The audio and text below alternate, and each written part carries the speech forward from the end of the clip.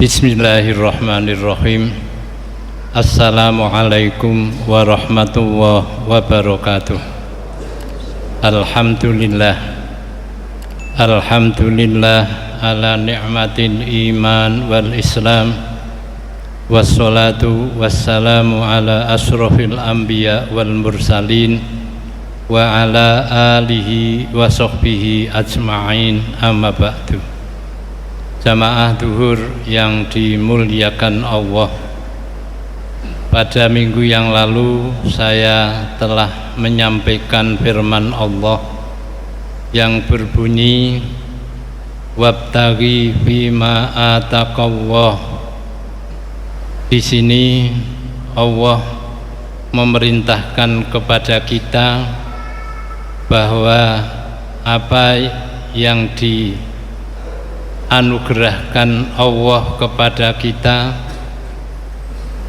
anugerah tersebut Allah mengharapkan untuk dijadikan bekal memperoleh darul akhirah. Wabtaghi fima ataqallahu darul akhirah. Jadi apa yang telah dianugerahkan oleh Allah kepada kita hendaknya digunakan untuk memperoleh akhirat. Meskipun demikian, Allah mengharap kepada kita jangan lupa bagian kita di dunia, karena dunia merupakan tempat di mana kita hidup dan kita butuh materi untuk dapat hidup. Namun jangan sampai kehidupan dunia yang membutuhkan materi itu melupakan kita untuk menuntut akhirat. Jamaah yang dimuliakan Allah, Allah dalam hal ini pula mengingatkan kepada kita dalam firman-Nya, Inna a'tainakal kautsar. Allah telah memberi kepada kita nikmat yang banyak. Berarti tidak salah jika Allah meminta kepada kita dari apa yang diberikan itu untuk mengejar akhirat, bukan untuk mengejar dunia. Wa ahsin kama ahsanallahu ilaik. Di sini Allah mengharap kepada kita menjadi hamba yang bisa mensifati sifatnya Gusti Allah. Allah mempunyai jumlah sifat 99. Di antara sifat 99 yang dimiliki oleh Allah diberikan sebagian kepada manusia. Artinya bahwa manusia itu mempunyai potensi untuk dapat mensifati sifat-sifatnya Gusti Allah. Hanya potensi untuk dapat mensifati sifat yang dimiliki oleh Allah ala taqatil basyariyah, sejauh kemampuannya manusia. Untuk mewujudkan potensi sifat yang ada pada manusia dari yang diberikan oleh Allah kepada kita, potensi itu dapat diwujudkan oleh manusia karena manusia telah diberi oleh Allah sesuatu yang banyak. A'tainakal kautsar. Kalau kita ingin menjadi hamba Allah yang Razzaq, yang Razzaq, Allah itu Razzaq, memberi rezeki. Kita sudah bisa berbuat memberi bagian dari rezeki yang dianugerahkan Allah yang begitu banyak kepada manusia yang lain. Namun hal tersebut pada umumnya kita tidak banyak mengindahkan untuk dapat melakukan hal tersebut. Ada manusia yang lebih mengedepankan dunia, ada manusia yang lebih mengedepankan akhirat. Tapi perlu kita catat bahwa kalau kita mengedepankan dunia saja, Al-Quran mengatakan bahwa Allah itu punya dunia dan akhirat.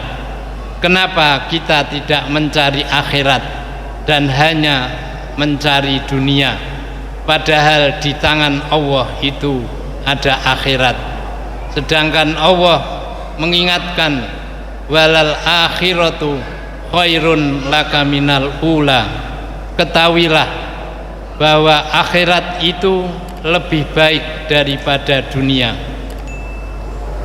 Berkaitan dengan persoalan kehidupan dunia, ada sebuah hadis yang diriwayatkan Ibnu Umar radhiyallahu.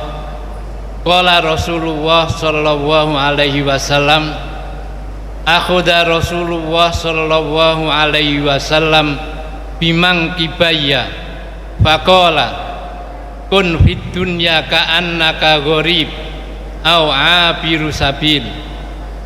Akhudha Rasulullah sallallahu alaihi wasallam bimang kibaya, mengambil memegang pundakku.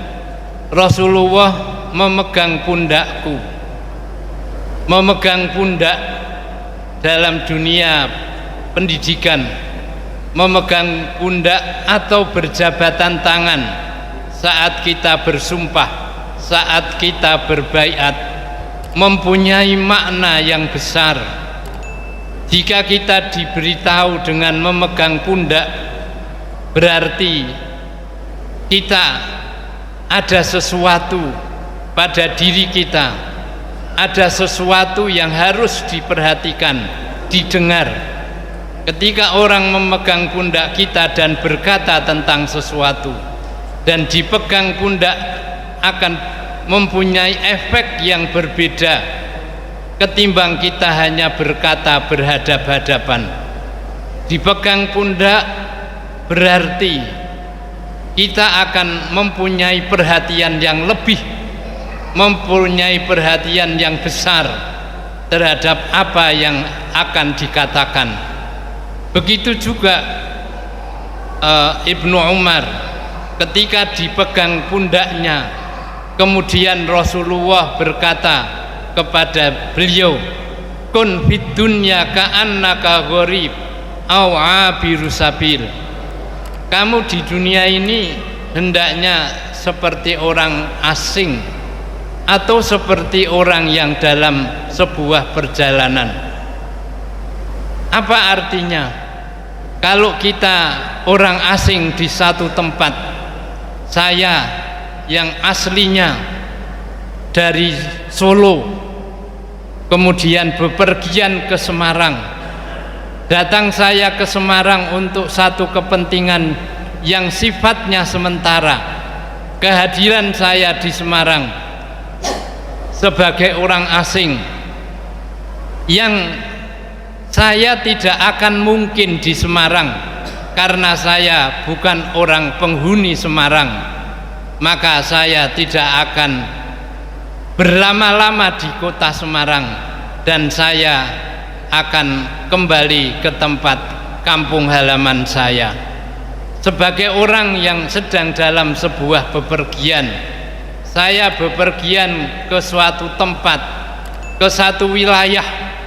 Tidak mungkin saya dalam bepergian di satu wilayah tersebut saya akan membangun rumah yang indah, tempat yang megah dan mulia, yang enak dan lain sebagainya.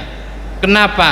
Karena saya berada di tempat itu hanya sifatnya sebagai seorang musafir yang akan kembali kepada tempat semula. Tempat kita semula di sini yang dimaksud adalah akhirat. Akhirat adalah rumah kita yang sesungguhnya. Dunia itu seperti itu, seperti orang asing, seperti orang yang dalam perjalanan. Maka janganlah dunia ini dijadikan untuk hanya senang-senang, dijadikan hanya untuk mencari keenakan dari kehidupan gemerlapnya dunia. Kita disuruh untuk memikir, wabtaghi fima ataqallahu darul akhirah. Mencari akhirat itu harus sungguh-sungguh, tidak boleh dengan sembarang, dengan sekedar, dengan seenaknya. Harus dipenke, harus diperhatikan, harus dinomorsatukan.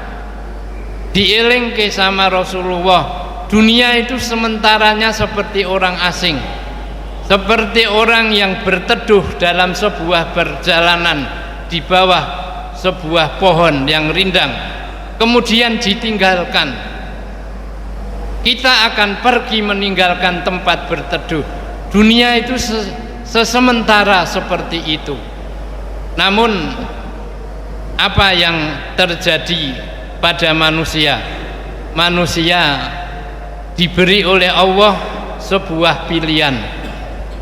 Diberi Allah pilihan yang seperti apa? Mangkana yuridu kharsal akhirah nazid lahu fi kharsih.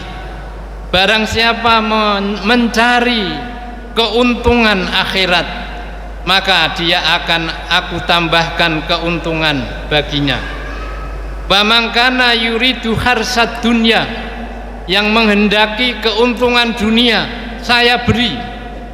Tetapi ingat, wa ma lahu fil akhirati min nasib. Allah tidak kalau kamu menghendaki dunia, maka jangan menghendaki keuntungan akhirat. Pilihan, manusia punya hak untuk memilih. Mau milih yang mana?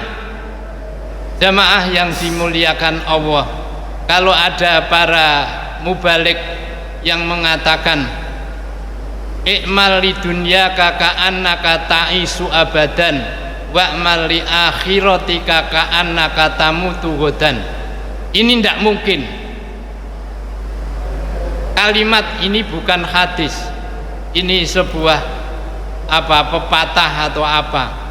Orang yang mengejar dunia ka'annaka ta'isu abadan, hayhata, sangat tidak mungkin dia kau bermikir akhirat. Mikirnya hanya dunia saja, kapan dia akan memikirkan akhirat?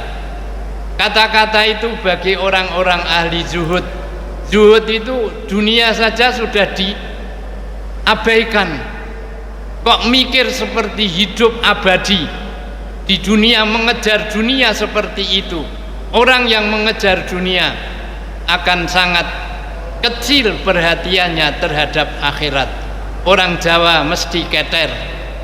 Oleh karena itu, kepada kita hamba Allah yang oleh Allah sudah diingatkan, mangkana yuridu sawabad dunya fa indallah sawabud dunya wal akhirah. Itulah apa-apa yang diingatkan oleh Allah kepada kita sebagai sebuah peringatan bahwa mata'ud dunya itu la'ibun walahun. Dunia itu hanya sebuah permainan. Kita dipermainkan dunia. Ketika kita punya harta yang banyak, kekuasaan, harta yang berlimpah, kita akan dipermainkan dengan yang berlimpah tersebut. Pikirannya rekreasi, duwe omah satu, beli rumah yang lebih baik lagi, belum puas, beli rumah yang ada kolam renangnya, mobil satu belum puas, tambah satu, dipermainkan, tambah belum puas, seperti fata morgana. Itulah sebuah permainan dunia kepada pikiran kita, yang sehingga kita melupakan akhirat, yang itu lebih mulia, lebih penting daripada kehidupan akhirat. Mengakhiri apa yang saya sampaikan, orang yang cerdas adalah orang yang lebih mementingkan pemikirannya kepada akhirat. Billahi taufiq wal hidayah. Wassalamualaikum warahmatullahi wabarakatuh.